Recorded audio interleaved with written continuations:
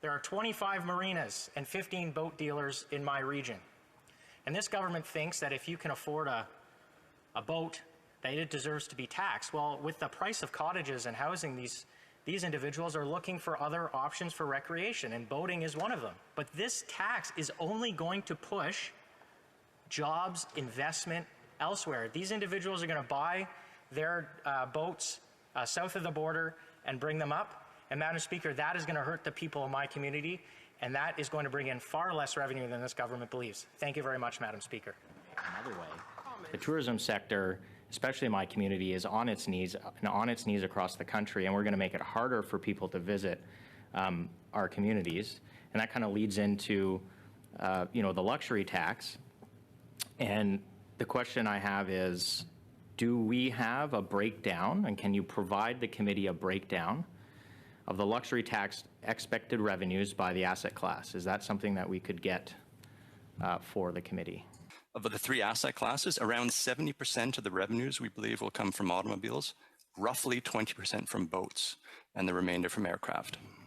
Thank you. That's very helpful. I would appreciate kind of a written response on that to confirm, but I certainly appreciate that. The challenge is people are making decisions for recreational activities, and I noticed that we're not including RVs. Not that I'm suggesting you should, but you're creating now a disparity and inequality between recreational opportunities for people. You cannot buy a cottage now for under, insert the number, in some communities $400,000, $500,000, $700,000, and people are now deciding how they want to access recreational activities. And now the government's saying, well, if you boat, we have to tax you. And I think that's, it's middle-class people that are now, or were, substituting boats for cottages, and this is happening all across Ontario. And in particular, in my community, we have 25 marinas, 15 boat dealers. Like, these are jobs in communities that thrive on the sales and the maintenance of these vessels. And we're creating I think a really disadvantageous system for a number of our communities.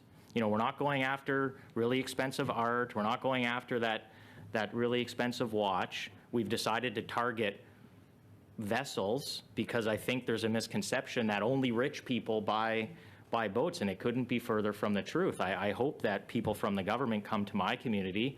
I invite them all to come and show them around about who's purchasing some of these vessels. And it's not for the officials to answer a policy question. So I'll just ask whether other asset classes like art, like RVs, were considered as part of the luxury tax. I don't have to ask why they were not included, but were they considered?